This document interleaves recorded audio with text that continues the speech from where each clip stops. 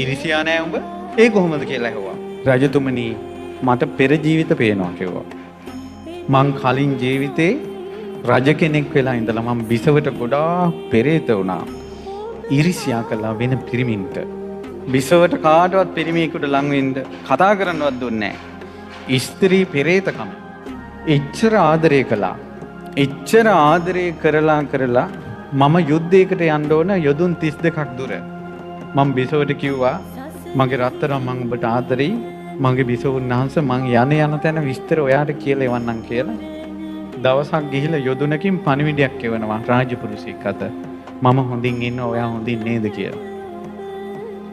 අර හැතිරි අර පණිවිඩේ ගේන එකත් එක්ක බුදිනවා. අපි කොච්චර ආදරය කළා. ඔන්න දෙවෙනි යොදුනේ ආයෙ කෙනෙක් කිව්වා. ඒ යොදුන් 32ක් යනකොට 30 දෙනෙක් රාජපුරුෂයෝ. අර බිසෝවල් වැඩ කළා. දැන් යුද්ධ ඉවර වෙලා ආයෙ මම එනවා කියලා එක පණිවිඩයක් කිව්වා. යොදුනෙන් වුණා ආයෙ 30 දෙන්නයි 64යි. ඊට පස්සේ පුරෝහිතතුමායි රජුරුවන්ගේ තරුණයි.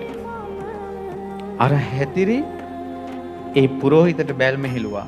පුරෝහිත කිව්වා මම දරුවෙක් වගේ. ඔබ රජ බිසව අම්මා කෙනෙක් වගේ.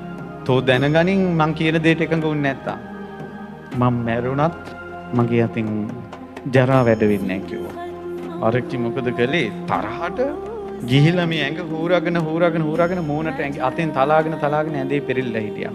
රජුරු ආසාවෙන් එනවා බිරිඳ ඇවිල්ලා තමාව වැළඳ ගන්න කල. ඒකී සිරියාංගබඩාවේ.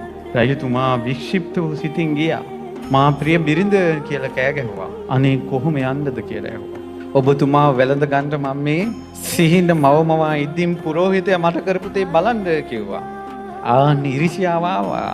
පිරිමියෙක් මගේ ගෑනිට අත තියලා කියලා. ඉක්මනට පුරෝහිතයට මරණීය දඬුවම් දුන්නා. එතන ඉඳලම මරණයට කැඳවනකොට පුරෝහිතයාගේ ඥාන ශක්තියෙන් ආයෙ රජුරුව ළඟට ආවා. ඇවිල්ලා කිව්වා මැරෙන්න කලින් කියන දේ අහගන්න කිව්වා. ගෙන්නන්න කිව්වා රාජපුරුෂයෝ 64 දෙනාම. මුංගෙන් අහන්න කිව්වා විච්ච දේ. ඔක්කොම වැමෑරුවා. පුරෝහිතතුමාගේ මෝ මණ්ඩල හඳක් වගේ.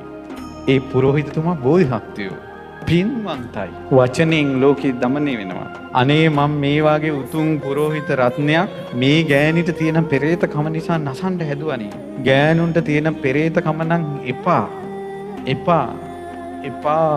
කියලා තිත්ත වුණා. පෙරේතව හිටපු මිනිස්සෙක්නේ සත්‍යයේ ඉදිරියේ තිත්ත වුණා.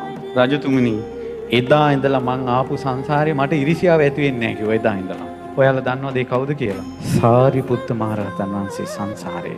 අපේ සාරිපුත්ත මහරහතන් වහන්සේ කිනිහිරියා මලේ පාටට රත්තරම් පාටට බබලන ඒ සොඳුරු මුනිවරයා.